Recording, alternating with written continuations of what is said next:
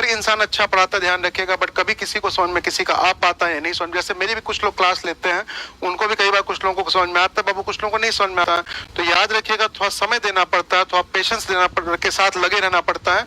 अगर हल्का सा भी अगर आपको ये लगता है ना कभी कि बहुत जल्दी गिव अप करना है, तो याद रखिए गिव अप करके बाबू कभी भी आपका एग्जाम कभी भी क्लियर, कहते हैं क्लियर तो छोड़ दीजिए, एग्जाम के उसके जो कट ऑफ होती है, जो उस कट ऑफ के आसपास भी आप कभी नहीं पहुंच पाते हैं। तो इसलिए हमेशा काम करिए कि नेवर गिव अप। एक छोटा सा आप पढ़ते हैं, आप घर पे पोस्टर लगा देते हैं, लाइब्रेरी में जाते हैं, वहां देखिए 10 तरह के मोटिवेशनल कोट लिखे रहते हैं, लेकिन कभी भी है ना, कभी भी आप उस चीज को फॉलो नहीं कर पाते। फॉलो करना शुरू करते हैं, याद रखिएगा, तो फॉलो हमेशा अंदर से होता है, जहन से होता है, यहां से कभी लिख के आप फॉलो नहीं कर सकते हैं। जैसे बचपन में एक छोटा सा बताऊं कि शायद जब तक मैंने टाइम टेबल बनाया था पढ़ने का, ठीक है, ध्यान रखिएगा, जब तक मैंने टाइम टेबल बनाया था, टाइम टेबल बनता था आज शाम को और फट जाता था भैया अगले दिन, क्योंकि अगले दिन सुबह सुबह फॉलो हो ही नहीं पाता था। ऐसे आप लोग के साथ भी हुआ होगा, बहुत सारे लोगों ने ऐसे देखा होगा कि वो लोग क्या करते होंगे, टाइम टेबल बनाते होंगे, लेकिन अगले दिन एक दिन दो दिन भैया देखेंगे, फिर उसको फाड़ के फेंक देते, क्योंकि वो फॉलो कभी हो ही नहीं पाता है। तो कभी भी टाइम टेबल लिख के कभी नहीं फॉलो होता है, टाइम टेबल फॉलो होता है यहाँ से।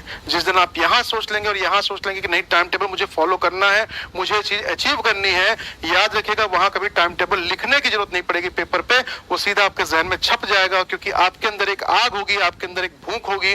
वो भूख दाल चावल रोटी सब्जी दाल भात वाली नहीं होगी, लिट्टी चोखा वाली भूख नहीं होगी भाई, वो भूख होगी सिलेक्शन की। और जब तक वो भूख आपको लगती रहेगी, ध्यान रखिएगा सिलेक्शन आपके पीछे भागता भागता आपके साथ आएगा। ठीक है, तो इतना ध्यान रखिएगा। बाकी